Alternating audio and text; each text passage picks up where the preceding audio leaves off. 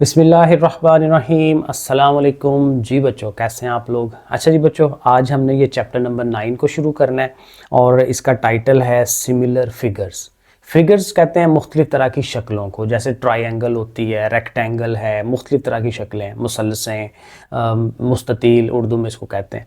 तो कोई भी शक्ल होगी ज्योमेट्री की, तो वो सिमिलर कब होंगी, बराबर कब होंगी, वो हमने यहाँ देखना है। और इजी काम है, कोई इतना मुश्किल नहीं है। अच्छा, इस पे थोड़ा सा थ्योरी हम पहले ज़रा पढ़ लेंगे।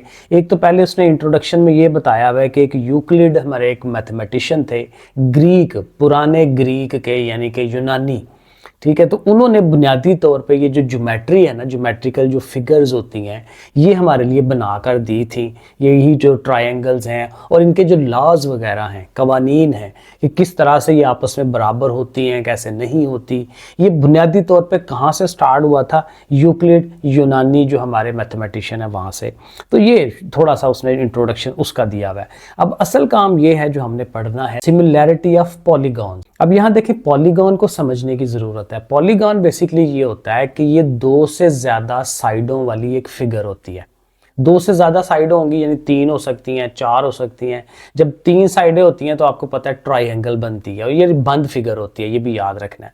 तो 3 साइडें हो सकती हैं, 4 साइडें हो सकती हैं, जिसमें रेक्टेंगल है, ट्रेपीजियम है, बाकी शक्लें आती हैं। 5 वाला भी हो सकती है, पेंटागन है, हेक्सागन है, जितनी मर्जी बढ़ाते चले जाएं।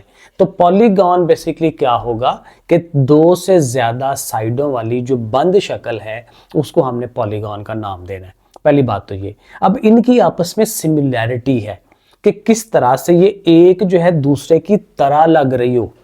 बराबर एक और बात है, लेकिन हम ये कहेंगे कि एक शक्ल दूसरे की तरह लग रही हो। अब तरह का पॉइंट ये होता है कि वो एक छोटी भी हो सकती है, दूसरी बड़ी भी हो सकती है, लेकिन वो नजर आ रहा होगा कि छोटी से बड़ी बनी हुई है या बड़ी की वजह से वो छोटी बनी हुई है, तो आपस में उनमें रिलेशनशिप होगा। अब वो रिलेशनशिप किस तरह से बनेगा, उसके लिए पहला पॉइंट ये है कि अगर मिसाल के तौर पे ट्राइंगल है, ट्राइंगल से ज़्यादा बेहतर समझ आती है हमें, तो अगर मुसल्लसें हैं दो हमारे पास, ट्राइंगल्स हैं, तो पहला पॉइंट आपने ये देखना है कि उनके एंगल्स बराबर हैं कि नहीं। अगर तो तीनों एंगल पहली ट्रायंगल के और दूसरी ट्रायंगल के आमने सामने वाले अगर आपस में बराबर हो जाते हैं, तो फिर हम कह सकते हैं कि ये सिमिलर है। ये पहला कानून भी है इसका, ठीक है। तो ये इस तरह से हो जाता है। नंबर 2 ये होता है कि उनकी जो साइडें हैं, अब साइडों का एग्जैक्टली बराबर होना जरूरी नहीं है, ठीक है। साइडें कम ज्यादा हो सकती हैं, लेकिन उनकी भी आपस में प्रॉपर एक रेशो बन रही हो, ठीक है। अब वो रेशो किस तरह से बन रही हो वो हम आगे देखते हैं। तो यहाँ देखें, ये जो उसने लिखा हुआ है ना, ये डेफिनेशन ये याद करने वाली है।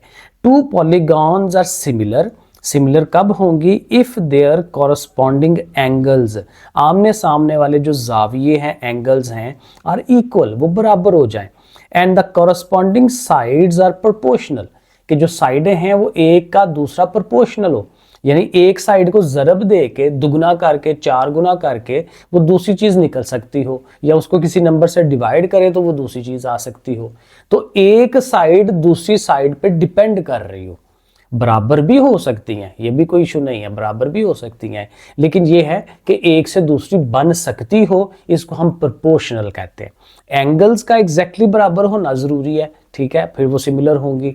लेकिन अगर एंगल को आप नहीं देख रहे, आप सिर्फ साइडों को देखते हैं, तो साइडों में फिर ये होगा कि एक साइड जो है वो दूसरी की साइड से बन रही हो, उनका आपस में रिलेशनशिप हो, तो फिर हम कहते हैं कि ये सिमिलर पॉलीगॉन्स हैं। तो यहाँ से लेके यहाँ तक ये इसकी जो डेफिनेशन है ये आपने देख लेनी है, याद कर लेनी है। अब सिमिलैरिटी के लिए ये वाला जो वर्ड है ना, ये यूज़ किया जाता है। ये जो अलमद्दा टाइप लफ्ज़ है, ये 2 ट्रायंगल्स के दरमियान या 2 कोई भी रेक्टेंगल्स हैं, कुछ भी, तो ये सिंबल हम लगाएंगे तो फिर बताएंगे कि दोनों ट्रायंगल या रेक्टेंगल्स आपस में क्या हैं, सिमिलर हैं। तो इस तरह से हम कह सकते हैं। आगे कुछ रूल्स हैं एक दो, वो ज़रा फिलहाल देख लें। पहला रूल तो हमने अभी पढ़ भी लिया कि जो एंगल्स हैं ना, जैसे एंगल ए है और डी है, ये आपस में बराबर हैं। देखें, एक एक लाइन लगाई हुई है, तो पता चल रहा है कि वो इसके बराबर है। बी और ई आपस में बराबर हैं, और सी और एफ आपस में बराबर हैं। तो अगर तीनों एंगल्स बराबर हैं तो हम कह सकते हैं कि दोनों ट्रायंगल्स जो हैं वो सिमिलर हैं। तो देखें, सिमिलर का सिंबल हम बीच में यूज कर लेंगे उसको। नंबर 2 पॉइंट ये हो सकता है, ऐसे मतलब मुख्तलिफ कंडीशंस आ सकती है ना सवालों की। तो सेकंड एक इस तरह का सवाल आ सकता है कि 2 साइडें हों हमारे पास ट्रायंगल्स की, अब ज़्यादा काम हमने ट्राइंगल्स पे ही करना है। तो दो दो साइडें हों, ठीक है, वो आपस में प्रोपोर्शनल हों, एक से दूसरी बन रही हो, और एक एक एंगल उनका आपस में बराबर हो, तो फिर भी हम कहते हैं कि ये दोनों ट्राइंगल्स जो है वो इक्वल हैं, सिमिलर हैं, सॉरी इक्वल नहीं, सिमिलर का वर्ड यूज़ करेंगे। और नंबर 3 पॉइंट ये होता है कि अगर दो ट्राइंगल्स हैं आपके पास और उनकी जो साइडें हैं, इनकी रेशियो जो है ये आपस में बराबर हो जाए, यानी ए पी है और इधर से ये वाली साइड है, इधर से ये साइड है, तो ये साइड है, पी क्यू है और ये वाली साइड है, तो तीनों की आपस में जब हम रेशियो लें तो ये देखें एक जैसी आए, उनकी रेशियो एक जैसी हो, उनका जो बटा है बन रहा वो एक जैसा हो, और ये हम सवाल में करेंगे अभी। तो अगर वो एक जैसा हो तो फिर भी हम कह सकते हैं कि वो सिमिलर हैं, ठीक है। तो सिमिलैरिटी प्रूव करने के लिए हम इसको भी यूज़ कर सकते हैं, ये वाला काम भी यूज़ कर सकते हैं और ये वाला भी यूज़ कर सकते हैं। तो वो डिपेंड करता है कि हमें सवाल किस तरह से आता है। तो इस तरह से अब देखना, इसी तरह सिमिलैरिटी ऑफ क्वाड्रिलैटरल्स भी उसने दी हुई है, तो वही रूल हमने यूज़ करने हैं जो पहले हमें बात हमने कर ली है। ये एग्जांपल्स भी हैं और बिल्कुल इजी हैं, ये मैं इसलिए नहीं करवा रहा क्योंकि जब एक्सरसाइज हमने कर लेनी है तो फिर हमें सारी एग्जांपल्स भी क्लियर होंगी। वैसे भी आपके सामने वो हल हुई हुई हैं, तो आप जब एक्सरसाइज की होगी तो वो आपके लिए कुछ भी नहीं है, खुद कर लेंगे। तो चलें अब हम एक्सरसाइज शुरू करते हैं, मैंने लिख कर रखा हुआ है, आपको एक्सप्लेन कर देता हूँ। अच्छा जी, एक्सरसाइज शुरू कर लेते हैं। 9.1 एक्सरसाइज, और पहला क्वेश्चन क्या है, find whether the solids are similar और नॉट। हमारे सामने सॉलिड बने हुए हैं, अब यहाँ मेरे से नहीं थे बने तो मैंने इधर बने हुए जो हैं दोबारा आपको दिखा देता हूँ। ये जो हमारा क्वेश्चन नंबर 1 है, देखें यहाँ पे वही ये क्या इसको कहते हैं, क्यूबाइड्स बनी हुई हैं चीज़ें, जैसे हमारा कमरा होता है, तो कमरा बेसिकली क्यूबाइड की शक्ल होती है कि उसकी लेंथ विड्थ हाइट जो है वो डिफरेंट होती हैं। तो बहरहाल ये दो क्यूबाइड्स हैं हमारे पास, लेकिन अब ये देखें इनकी तीनों चीज़ें उसने दी हुई हैं, लंबाई, चौड़ाई, ऊंचाई, लेंथ, विड्थ, हाइट तीनों दी हुई हैं। तो ये देखें इधर से ये 4 है, इधर से ये 3 है, इधर से 5 है, इसको आप लेंथ कह लें, इसको विड्थ कह लें, इसको हाइट कह लें, ठीक है। इसी तरह से इसकी भी तीनों दी हुई हैं, ये 6 है, ये 4.5 है, ये 7.5 है। अब हमें चूंकि सिमिलैरिटी बतानी है तो हम वो जो थर्ड लॉ हमने पढ़ा था, तो थर्ड लॉ में ये था कि उनकी जो कॉरस्पॉन्डिंग साइडें होती हैं उनकी रेशो ले लें। तो ये 4 और 6 की रेशो ले लेंगे, 3 और 4.5 की रेशो ले लेंगे, और 5 और इसकी रेशो ले लेंगे। और ये जो रेशोज़ हैं, ये जो बटे हैं, इनके आंसर्स एक जैसे आएंगे। अगर आ जाते हैं तो हम कहेंगे सिमिलर हैं ये दोनों, और अगर नहीं आते तो हम कहेंगे ये सिमिलर नहीं है। तो ये देखें यहाँ क्वेश्चन नंबर 1 में मैंने यही काम किया हुआ है। सो देखें पहले रेशोज़ ऑफ हाइट्स, तो हाइट वाली जो दोनों वैल्यूज़ थी मैंने आपको बताया 4 और 6, 4/6 लिखें, उसका आंसर 2/3 आता है। रेशियो ऑफ विड्थ वाली जो वैल्यूज़ थी 3 और 4.5, उनको आप ऊपर नीचे लिखें। नीचे से अगर आप पॉइंट ख़त्म कराते हैं तो ज़ाहिर है ऊपर 0 आएगा ना, नीचे पॉइंट के बाद एक डिजिट है, एक डिजिट हो तो एक 0 ऊपर लगा लेते हैं। तो इसको भी आप 15 के टेबल पे डिवाइड करें, फिर वही 2/3 आता है। यहाँ पे जब रेशियो बनाएंगे लेंथ वालों की 5 और 7.5 है, पॉइंट ख़त्म करें ऊपर 0 लगेगा। ये किस पे डिवाइड होता है, 25 पे होता है। 25 2s आर, 25 3s आर। तो कैलकुलेटर यूज़ करें तो ये देखें तीनों रेशियोज़ आपस में बराबर आ गई हैं। लेंथ की रेशियो, हाइट की रेशो, विड्थ की रेशो तीनों बराबर आ गई। तो हम कहेंगे since all the 3 ratios are equal so the solids are similar. Question number 2, in triangle ABC the sides are given as. एक एबीसी ट्रायंगल है, उसकी साइडें दी हुई हैं ए बी, बी सी, सी ए, वो वैल्यूज है हमारे पास। और एक दूसरी ट्रायंगल है डी ई एफ, और उसकी साइडें भी जो हैं वो भी हमारे पास मौजूद हैं। तो हमने प्रूव ये करना है कि ये सिमिलर हैं कि नहीं।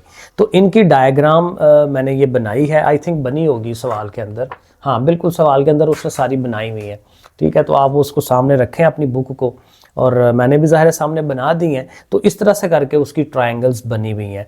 तो तीनों साइडें हैं हमारे पास। तो बुनियादी काम वही है कि हमने कॉरस्पॉन्डिंग साइडों की रेशियोज ले लेनी है। अब कॉरस्पॉन्डिंग कैसे पता चलता है, थोड़ा सा अपना माइंड हमने यूज़ कर लेना है कि ये देखें ये वाला जो एंगल है ना, ये बड़ा एंगल है, 90 से बड़े वाला एंगल लग रहा है। तो वो यहाँ पे कौन सा होगा, डेफिनेटली ये वाला एंगल है, क्योंकि ये दोनों तो छोटे हैं। तो फिर इस एंगल के सामने वाली साइड और इस एंगल के सामने वाली साइड, इन्होंने आपस में कॉरस्पॉन्डिंग होना है, ठीक है। तो इस तरह से ये साइडों वाली जो हैं ये भी फिर उस हिसाब से हम कर लेंगे। तो इस तरह से हम इसको लेके चलते हैं।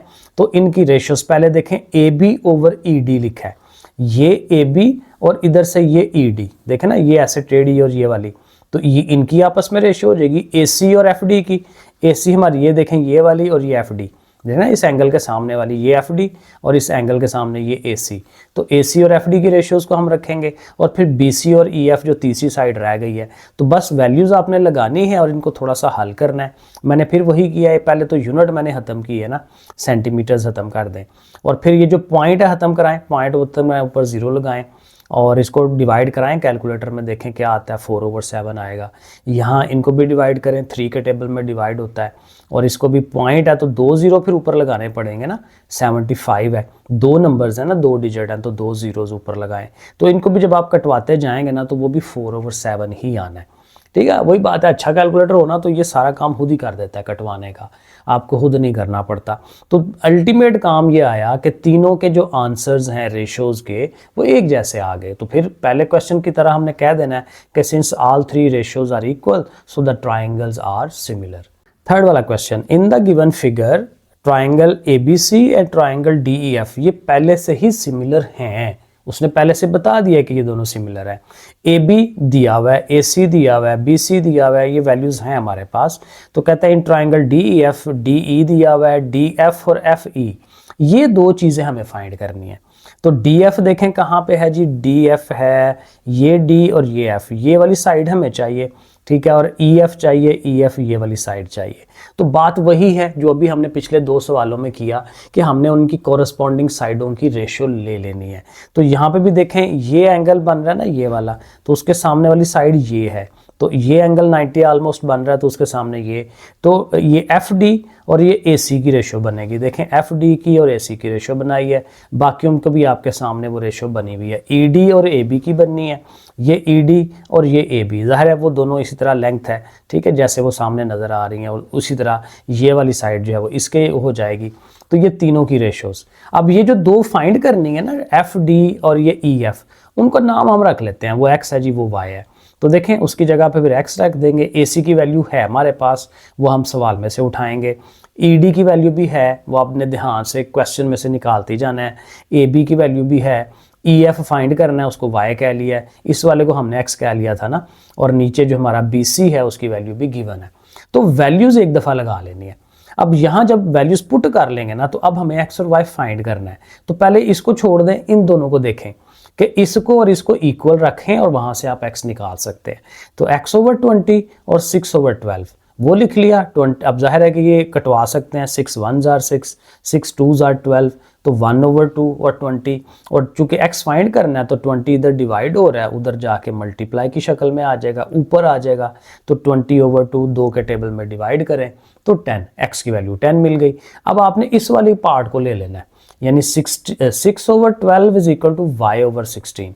तो वो हम लिखेंगे और इसको जब सॉल्व करवाएंगे तो देखें ये भी इजी काम है कि ये फिर कटेगा, 6 1s are 6, 6 2s are 1/2 और 16 इधर से ऊपर चला जाएगा, 2 पे डिवाइड होगा तो 8 आ जाएगा, Y की वैल्यू 8 आ जाएगी। तो इस तरह से हम दोनों साइडें फाइंड कर सकते हैं जो उसने कही हुई हैं। Question number 4, find the value of X in each of the following. अब यहाँ पे भी वही है कि ये शक्ल उसने बनाई हुई है, देखें दोनों ट्राइंगलों को इसने इकट्ठा बनाया है और ये कॉमन पॉइंट है उनका, और उधर से ये बन रही है, इधर से ये बन रही है। तो ये भी एक किस्म की प्रोपोर्शनल है, क्योंकि देखें यहाँ पे भी 90 डिग्री है, यहाँ पे भी 90 डिग्री है। ये वाली जो लंबाई होनी है वो इस वाली के प्रोपोर्शनल होनी है। तो ये बेस जो है वो इसके और ये हाइट जो है वो इसके। ठीक है, इस तरह से ये प्रोपोर्शनल ले लेंगे उनको। और यहाँ पे भी अननोन हमारा X यहाँ पे है, तो इसकी रेशो किसके साथ बननी है, 1.2 के साथ, और साथ इन दोनों की आपस में रेशो लें क्योंकि ये वैल्यूज़ हैं हमारे पास। तो बस ये 4 रेशोज़ ले लें, यानी AB/CD और AE/EC या CE। ठीक है, वो हमने ये लिख लेना है, उनकी वैल्यूज़ लगानी है और 1.2 अगेन उधर जाके मल्टीप्लाई की शक्ल में होना है क्योंकि यहाँ डिवाइड हो रहा है। इन दोनों को कैलकुलेटर में ज़रब दें और 3 पे डिवाइड करें तो देखें बड़े आराम से X की वैल्यू 3 मिल जाती है। जो सेकंड पार्ट है उसमें भी देखें 2 ट्राइंगल्स ऊपर नीचे बनी हुई हैं। एक तो ये ओवरऑल बड़ी ट्राइंगल है और एक ये ऊपर से यहाँ से लेके ऊपर तक भी ट्राइंगल बन रही है। ठीक है, तो वो और उनकी वैल्यूज़ हैं हमारे पास। इतना पार्ट X है, इसको हमने फाइंड करना है। ये वाली वैल्यू 6 है, इधर वाली वैल्यू 8 है और ये वाली वैल्यू 3 है। तो कॉरस्पॉन्डेंस पे अगर आप जाएंगे तो ये X और 3 आपस में कॉरस्पॉन्डिंग है। तो EC और FD ये दोनों एक दूसरे के ओवर में आ जाएगी रेशो, x/3, और फिर ये रेशो बन जाएगी। ठीक है, तो वो देखें हमने ये बनाया, पहले उनके नाम रखे हैं, फिर उनकी वैल्यूज़ लगाई हैं और बड़े आराम से 3 जाके उधर मल्टीप्लाई की शक्ल, 3 6 18 और 18 को 8 पे डिवाइड करें 2.25। तो बस ये है कि कॉरस्पॉन्डेंस का हमें पता हो तो बड़े आराम से ये चीज़ें हो जाती हैं। आगे इसका थर्ड वाला पार्ट है, थर्ड वाले पार्ट में भी ऐसे ये वाली लाइन जो है वो कॉमन है, तो ये जब लाइन कॉमन है तो उसके इधर वाला एंगल तो ये वाला एंगल बराबर होगा, क्योंकि जैसे ये लाइन आ रही है, ये लाइन आ रही है, तो उसके साथ ही जो अल्टरनेट एंगल्स बन रहे हैं तो ये बराबर होंगे ना। ठीक है, वर्टिकल एंगल्स जो हैं उसके, और इसी तरह से ये वाला एंगल इस वाले एंगल के बराबर है, और ये वाली साइड x है, ये 2.1 है। अब अगेन ये वाली साइड और ये उसके ओवर में आएगी। ठीक है, ये वाली जो है और ओवर में ये रेशो आ जाएगी, तो ये हमने इसकी वैल्यूज़ ले लेनी है। अब तीनों का मैंने एक दफ़ा लिख लिया है, लेकिन जो यूज़ करना है हमने वो बस इनको यूज़ करना है, इन दोनों को और इन दोनों को, यानी x ओवर हमारा 2.1 हो जाएगा और इधर से हमारा ये 2.5 ओवर में 2.4, तो ये देखें 2.5 2.4 x ओवर 2.1, और x चूँकि फाइंड करना है तो 2.1 उधर जाके फिर मल्टीप्लाई की शक्ल में आएगा। इन दोनों को ज़रब दिलाएं, जो आंसर आ जाए उसको फिर नीचे 2.4 से डिवाइड कर दें तो 2.19 अप्रॉक्सीमेटली बन जाता है। अब ये क्वेश्चन नंबर 5 है, और यहाँ पे ना उसने एक एग्जांपल दी हुई है कि आपकी सीढ़ियाँ हैं, जैसे नॉर्मल सीढ़ियाँ होती हैं, तो सीढ़ियों के ऊपर ना एक फट्टा सा रखते हैं, जैसे मतलब लेट्स सपोज आपके पास एक फट्टा सा है, लकड़ी है, ठीक है, बड़ी सी, तो वो आपने ऐसे करके उसके ऊपर, सीढ़ियाँ ज़ाहिर ऐसे जा रही होती हैं ना, तो उसके ऊपर ऐसे एंगल बना के आपने वो फट्टा, प्लैंक उसको कह रहे हैं कि वो रखा हुआ है। अब वो रखा है, लेकिन उसके नीचे अब ज़ाहिर है जहाँ सीढ़ी है तो सीढ़ी में नीचे जगह है, तो कहते हैं वहाँ पे ना एक स्क्वायर टाइप डिब्बा आपने रखना है। दो चीज़ें हैं, एक नीचे स्क्वायर टाइप डिब्बा रखना है और ऊपर ऐसे तिरछा जो है वो प्लैंक रखना है। तो ये दोनों चीज़ें रख के और ये इस तरह करके वो ट्रायंगल बनेगी। कहते हैं a plank is placed straight upstairs, ठीक है, एक सीधा अपस्टेयर्स पे प्लैंक रखना है, वही फट्टा मैं कह रहा हूँ, that 20 centimetre wide and 16 centimetre deep. उसकी जो चौड़ाई है वो 20 सेंटीमीटर है और उसकी जो ऊंचाई है वो 16 सेंटीमीटर है। ठीक है, यहाँ तक है, इधर से लेके यहाँ तक, तो ये उसकी चौड़ाई हो जाएगी, ये उसकी ऊंचाई हो जाएगी। A rectangular box of height 8 centimetre, अब एक हमने बॉक्स रखा है, ये देखें ऐसे रेक्टेंगल की शक्ल में बॉक्स हो जाएगा, और उसकी जो हाइट है वो 8 सेंटीमीटर है और उसकी जो ऐसे बेस है वो कितनी है, x है। तो इस तरह से करके ये वैल्यूज है हमारे पास, तो इनका भी हम आपस में कंपैरिजन करा सकते हैं। अब यहाँ देखें दो ट्रायंगल्स हमारे पास बन रही हैं, एक बड़ी ट्रायंगल जो ज़ाहिर ये वाली बन रही है, यहाँ से इधर जाएंगे, तो इसकी ये वाली साइड और ये वाली साइड देखें 20 और 16, ये वाली ट्रायंगल हमारे पास आएगी, और एक छोटी ट्रायंगल आएगी, आप चाहे इधर वाली को ले लें या इधर वाली को ले लें। तो हम इस वाली ट्रायंगल को लेते हैं, तो ये ट्रायंगल देखें इसकी बेस है x, तो देखिए मैंने x लिखी। अब इधर से उसकी जो हाइट है वो 8 होनी है, जैसे ये वाली 8 थी तो इसी को 8, या यहाँ पे ये मिड में आएगा तो इधर से ये 8 बन जाती है। ठीक है, तो x और 8 को हम यूज़ करेंगे, क्योंकि 8 इधर भी है तो यही 8 यहाँ पे भी आ सकता है। ठीक है ना, मसला ये है कि या तो ट्रायंगल आप ये वाली यूज़ कर लें ऐसे, या ये वाली ट्रायंगल यूज़ कर लें। तो अगर आप ये वाली ट्रायंगल यूज़ करते हैं तो फिर ये x होगा और ये 8 होगा, और अगर आप ऐसे यूज़ करते हैं तो इसने x होना है तो फिर इसने 8 होना है, तो ऐसे x और 8। तो ऐसे अब ये दो ट्रायंगल्स जो आएंगी इनकी हमने कॉरस्पॉन्डेंस लेनी है। ठीक है, तो x के साथ रेशियो बननी है 20 की और 8 के साथ बननी है 16 की, तो x ओवर 20 8 ओवर 16।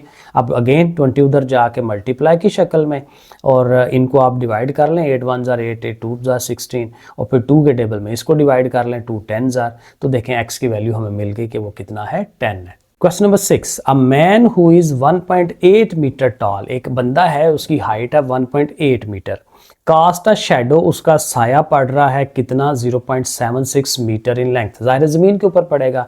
तो लेट्स सपोज हम ये उसकी शक्ल बना लेते हैं जी, ये बंदा खड़ा हुआ है, यहाँ कहीं सूरज होगा और उसका साया जो है ज़मीन के ऊपर ऐसे 0.76 बन रहा है। वो कहता है if at the same time, उसी वक्त जैसे जब हमने ये ऑब्जर्वेशन ली है उसी वक्त क्या हो रहा है कि एक हमारे पास टेलीफोन पोल है, एक खंबा है, ठीक है, कास्ट अ 3 मीटर, उसका जो शैडो बन रहा है वो 3 मीटर बन रहा है, तो find the height of the pole, pole की हाइट लेनी है। अब ये ज़्यादा अच्छा सवाल है जिसमें प्रॉपर हमें समझ भी आती है कि क्या हो रहा है, क्योंकि दोनों बिल्कुल को अब दोनों ने सिमिलर बनना है। क्यों सिमिलर बनना है, क्योंकि एक ही टाइम पे दोनों का हम कर रहे हैं, तो जो एंगल है सूरज का, सन का जो एंगल है वो सेम होगा दोनों के लिए, तो दोनों का सेम होगा तो फिर दोनों ट्राइंगल जो हैं वो सिमिलर होंगी, तो उस सिमिलैरिटी को हम यूज़ करेंगे। अब हमारे पास ये दो साइडें हैं ना, तो इसकी भी ये दो साइडें यूज़ करेंगे। तो ये हमारा परपेंडिकुलर, इधर से परपेंडिकुलर 1.8 x ओवर 1.8, और ये बेस इनको हम यूज़ कर लेंगे। तो वैल्यूज़ लिखी और इस तरह से करके लिख लिया उसको। तो x के ओवर में 1.8 है, उधर जाके ज़ाहिर है उसके मल्टीप्लाई में आ जाएगा, और फिर वही इन दोनों को मल्टीप्लाई कर लें और जो आएगा आंसर उससे डिवाइड। तो ये 5.4 आया, 0.76 से डिवाइड कर देंगे 7.1। ये साथ में उनका सीधा कर लेता हूँ, अगर x इधर आ रहा है तो इधर लिख लेता हूँ, ये सारी चीज़ उधर आ जाती है, कर सकते हैं हम ऐसे। तो ये करके तो अल्टीमेट x की वैल्यू 7.1, तो पोल की जो लेंथ है वो 7.1 मीटर जो वो आ जाएगी। अच्छा, अब ये जो क्वेश्चन नंबर 7 है ना, थोड़ा सा बड़ा सवाल है और ये सिमिलैरिटी से हट के हल होता है। सिमिलैरिटी के साथ हल होना ट्राई की जा सकती है, लेकिन फिर अगेन वही बात है, जो उसने बुक में आंसर्स दिए हैं वो नहीं आते, वो सिमिलैरिटी से हट के करने हैं। और यहाँ पे हम वो करते हैं पाइथागोरस थ्योरम, मसला फिसागोरस पाइथागोरस थ्योरम आपने पढ़ा हुआ है, ठीक है, जिसमें 90 डिग्री एंगल होता है और उसका एक हाइपोटेन्यूज होता है, एक परपेंडिकुलर बेस होता है, वो फार्मूला हम यहाँ यूज़ करेंगे। सो देखिए, ये हमारे पास एक तो बड़ी ट्राइंगल ये बन रही है, ABD ऐसे करके ट्राइंगल है, फिर बीच में छोटी भी हैं। और मज़े की बात ये है कि ये जो BAD ट्राइंगल है, इसमें देखें A के ऊपर 90 डिग्री है, तो 90 डिग्री है तो पाइथागोरस लग सकता है, 90 होना चाहिए। इसी तरह जब आप इस वाली ट्राइंगल पे आते हैं तो यहाँ पे भी देखें, यहाँ इस जगह 90 डिग्री है, तो इसका मतलब यहाँ 90 है, तो फिर अगेन इसके ऊपर आप जो है पाइथागोरस थ्योरम लगा सकते हैं। और जब इस साइड पे आएंगे तो यहाँ पे चूंकि इस साइड में 90 है तो फिर इधर भी 90 ही होगा। एक लाइन जब सीधी जा रही होती है तो उसके अगर एक साइड में 90 है तो दूसरी तरफ भी 90 ही होता है, तो फिर इस साइड में भी 90 है। तो फिर क्या मतलब कि ये तीनों ट्राइंगलों के ऊपर हम पाइथागोरस थ्योरम लगा सकते हैं और उसके जरिए हम XYZ फाइंड करेंगे। अब क्या करना है हमने, पहले हम किस ट्राइंगल को ले रहे हैं, ACD को। तो ACD कौन सी है, ACD ये छोटी वाली, क्योंकि इसमें देखें ये लेंथ और ये लेंथ है हमारे पास, सिर्फ y नहीं है, तो y बड़े इजीली फाइंड हो जाएगा। तो रूल क्या है पाइथागोरस थ्योरम कि 90 के सामने हाइपोटेन्यूज होता है, वो अकेला एक तरफ और बाकी दोनों एक तरफ, और उनके ऊपर स्क्वायर्स। तो यही हम करेंगे, 10 एक तरफ, 6 और y एक तरफ, देखें 10 एक तरफ, y और 6 एक तरफ, देखें उनके ऊपर स्क्वायर्स लिए हैं और यहाँ प्लस लगा लिया। यही पाइथागोरस थ्योरम होता है, ना याद हो तो जुबानी हम ऐसे करते हैं। तो 10 का स्क्वायर लें 100, ये 36 हो जाएगा, ये उधर जाके माइनस होगा 64, और जब आप स्क्वायर रूट लेंगे तो y की वैल्यू 8 आ जाएगी। तो देखें, एक हमने पाइथागोरस थ्योरम लगाया तो उससे एक वैल्यू निकल आई। अब हम दूसरी ट्राइंगल लेते हैं ACB। अब देखें ACB यानी इस वाले पे हम बात करने लगे हैं। अब यहाँ पे 90 कहाँ है, ये 90 इसका यहाँ पे है, तो 90 के सामने ये हमारा पता होगा हाइपोटेन्यूज, तो ये Z एक तरफ होगा, X और Y एक तरफ होंगे। तो देखें Z एक तरफ, X और Y एक तरफ। अब यहाँ Y की वैल्यू है हमारे पास, ये वाली 8, वो आप यहाँ पुट करा सकते हैं। तो Z square is equal to 64, ज़ाहिर है Y 8 था ना, तो 8 का स्क्वायर 64 होता है। तो इसको आप यहीं पे छोड़ दें, क्योंकि अब यहाँ Z भी नहीं है, X भी नहीं है। अब हम तीसरी ट्राइंगल पे चलते हैं, बड़ी वाली पे। अब बड़ी वाली ट्राइंगल पे जब आप आएंगे तो ये 90 है इसका, तो इसके सामने ये जो साइड है बड़ी वाली, ये हाइपोटेन्यूज है, और ये एक चीज़ नहीं है, उसमें 6 भी है, X भी है। तो ये जो पूरी लेंथ है वो 6 + X होगी, ठीक है। तो हाइपोटेन्यूज हमारा होगा 6 + X, उसका हम स्क्वायर लेंगे। ये हमारा परपेंडिकुलर 10 है, ये हमारा Z है, तो वो हम यूज़ करेंगे उनको एक तरफ। तो ये देखें 6 + X एक तरफ और Z और 10 एक तरफ। अब ज़ाहिर है यहाँ दो चीज़ों का स्क्वायर है, तो A square B square 2AB वाला फार्मूला लगा सकते हैं। 6 का स्क्वायर लिया, साथ X का स्क्वायर प्लस 2 × फर्स्ट × सेकेंड, साथ ये Z स्क्वायर है, और 10 का स्क्वायर लेंगे तो 100। अब लिखें इसको, x स्क्वायर 2 6 12 कर लें। अब Z स्क्वायर की वैल्यू लगा लें, ये जो हमने इक्वेशन बनाई थी, Z स्क्वायर किसके बराबर है, 64 + X स्क्वायर, वो आप इसकी जगह पुट करा दें, Z स्क्वायर की जगह ये आ गया। अब इसका फ़ायदा ये होगा कि ये X स्क्वायर और ये X स्क्वायर ख़त्म हो जाएगा। इक्वेशन के दोनों तरफ सेम चीज़ हो तो वो ख़त्म हो सकती है, क्योंकि ये अगर उठ के उधर जाएगा तो माइनस का होगा, तो वो उससे कैंसिल आउट हो जाएगा, तो हम दोनों तरफ से ख़त्म करा सकते हैं। अब ये रह गया, ये रह गया, और इधर से इन दोनों को ऐड करा लें तो ये 164 बनेगा।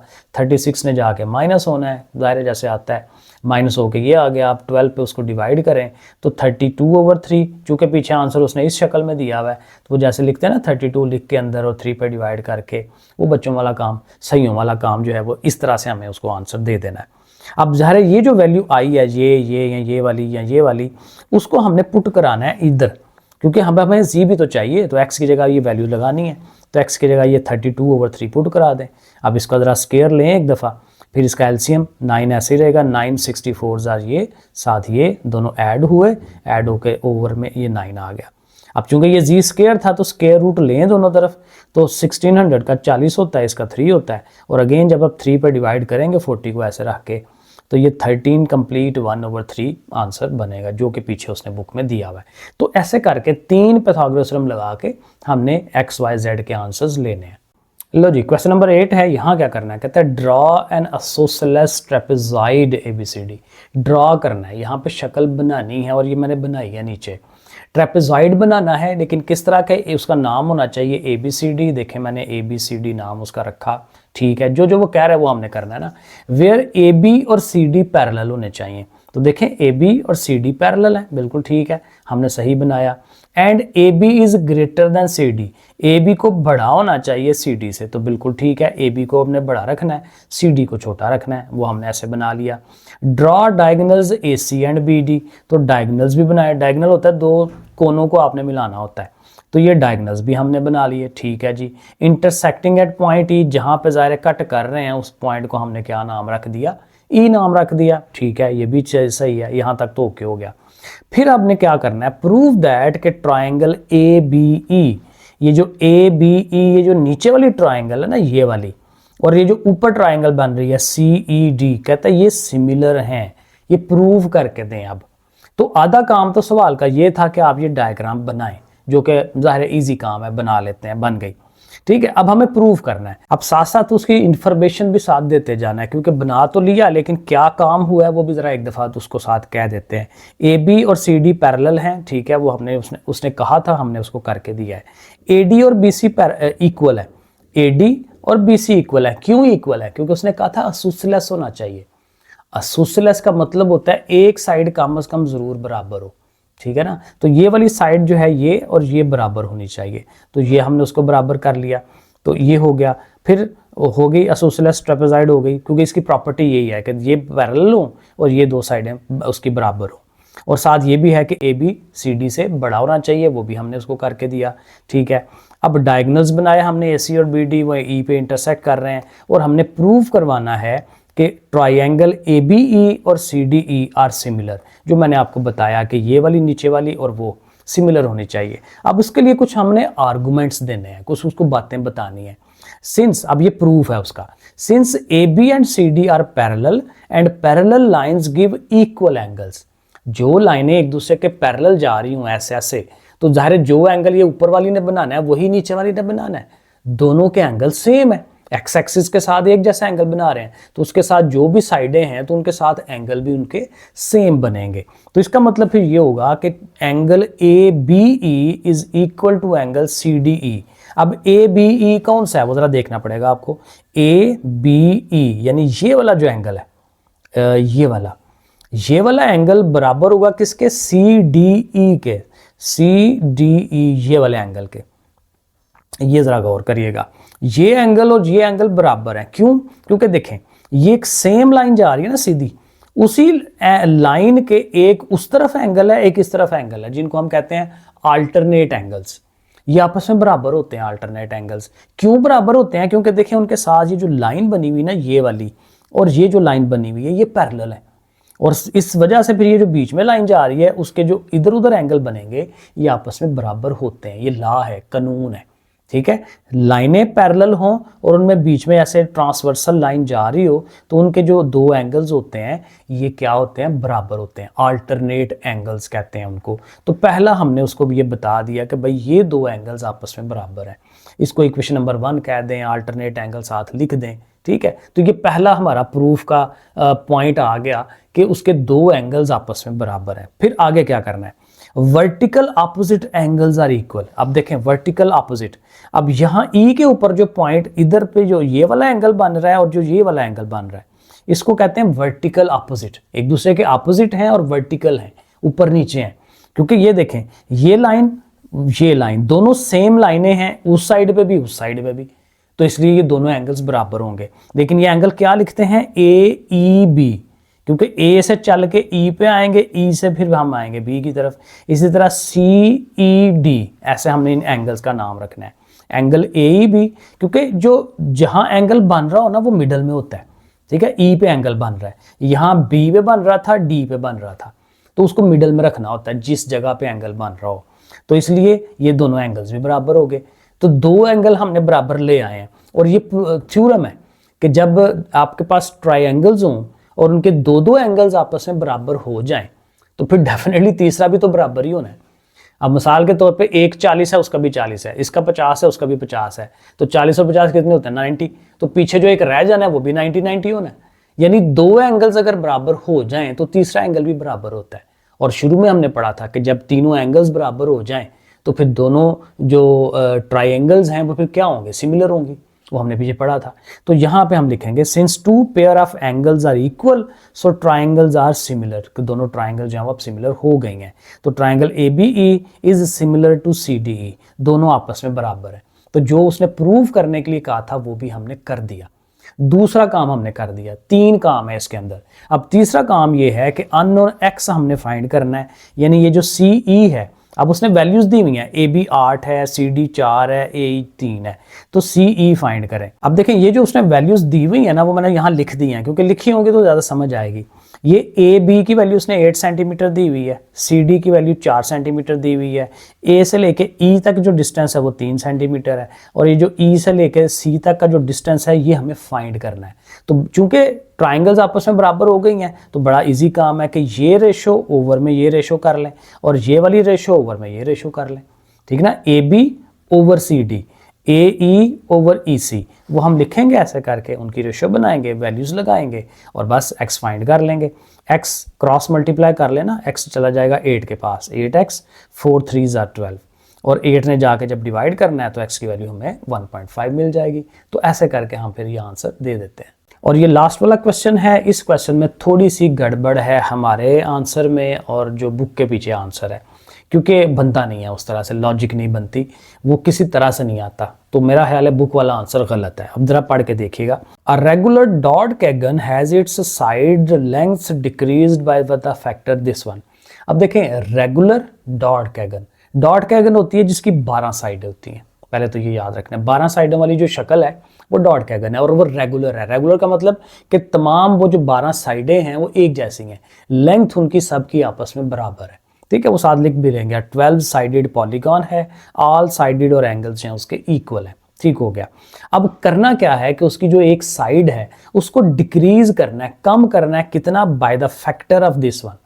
अब डिक्रीज ये नहीं है कि माइनस करेंगे, क्योंकि उसने कहा ये फैक्टर से करना है। फैक्टर का मतलब ये होता है कि वो उतना मल्टीप्लाई करके आप काम करते हैं, ठीक है। माइनस करके भी मैंने देखा था, पीछे वाला आंसर नहीं आता। तो लेकिन ये है कि असल तरीका ये है, जो नेट पे भी मैंने देखा था, कि जब फैक्टर आउट की बात करता है तो आपने फिर उतना पार्ट मल्टीप्लाई करके काम कराना होता है। तो बहरहाल अभी हम ये सवाल देखते हैं। तो इतना हिस्सा कम कर देना है उसकी एक साइड का। If the perimeter of the original dot cone is 72, यानी जो पहले से डॉट कैगन बनी हुई है उसकी जो पेरीमीटर है टोटल वो 72 सेंटीमीटर पहले से मौजूद है। So what is the side length of the scaled dodecagon, यानी जब हमने उसको छोटा कर देना है तो फिर उसका पेरीमीटर कितना होगा। अब देखें कैसे इसको हल करेंगे। बड़ा सिंपल, हल करना बड़ा इजी काम है। अब देखें सोल्यूशन लेने के लिए हमें ये पॉइंट याद रखना है कि उसकी साइडें कितनी है, 12, बाकी चीजें छोड़ दें। अब देखें पेरीमीटर कितना उसका पहले से वो दिया हुआ है 72 सेंटीमीटर। अब एक साइड की लेंथ कितनी है हमें नहीं पता, उसको हम x फर्ज कर लेते हैं। अब हमें पता है कि 12 साइडें हैं, तो 12 साइडों को प्लस किया होगा तो पेरीमीटर आता है ना। पेरीमीटर ऑलवेज साइडों की लेंथ को प्लस करते हैं, तो x प्लस x 12 दफा तो 12x, तो 12x इज इक्वल टू 72। अब 12 उधर जाएगा, 12 से उसको डिवाइड करेंगे तो x की वैल्यू आ गई 6 सेंटीमीटर। यानी हमें पता चल गया कि हमारी वो जो रेगुलर डॉडेकागन है उसकी एक साइड की लेंथ कितनी है, 6 सेंटीमीटर, वो हमें पता चल गया। अब इसको हमने कम करना है, decreased by the factor 1/2 square root. अब फिर कैसे करेंगे? 6 के साथ इसको मल्टीप्लाई करवाएंगे। सो देखें जो नई लेंथ आनी है x dash 6 into 1/2 square root. अब इसको कुछ कटवा नहीं सकते, लेकिन थोड़ा सा काम ये कर सकते हैं। ये जो 6 है ना, हमें पता है 3 2s are 6 होता है, ऐसे हम लिख सकते हैं। फिर ये जो 2 है उसको 2 दफ़ा स्क्वायर रूट बना सकते हैं, क्योंकि एक स्क्वायर रूट जो है वो हाफ चीज़ होती है, ये याद रखें, आधी चीज़। तो दो आधी आधी मिलके कंप्लीट हो जाती है ना। तो एक सिंगल 2 को आप 2 दफ़ा स्क्वायर रूट लिख सकते हैं। अब ये क्यों लिखा हमने, ताकि ये नीचे से स्क्वायर रूट खत्म हो जाए, तो ये कट जाएगा आपस में, तो सिर्फ रह जाएगा 3 स्क्वायर रूट 2। तो ये इतने सेंटीमीटर बनता है, ये एक्चुअल आंसर है, मेरे हिसाब से ऐसे होना चाहिए। आप देखिएगा बुक के पीछे अगर आप देखें, इनको आप माइनस भी कराएंगे ना, 6 माइनस 1/2 स्क्वायर रूट, तो फिर भी नहीं आता। क्योंकि थोड़ी सी कंफ्यूजन ये आ सकती है कि बजाय मल्टीप्लाई की तरह से स्केल डाउन करने से आप उनको माइनस करें, डिक्रीज कह रहे हैं, तो माइनस करके भी वो आंसर नहीं आता जो पीछे है। तो जो मोस्ट प्रोबेबल आंसर है वो ये वाला है, तो ये सही है। तो इस तरह से ये एक्सरसाइज हो गई हमारी कंप्लीट। नेक्स्ट इंशाल्लाह 9/2 करते हैं। ओके, फिर अल्लाह हाफिज़।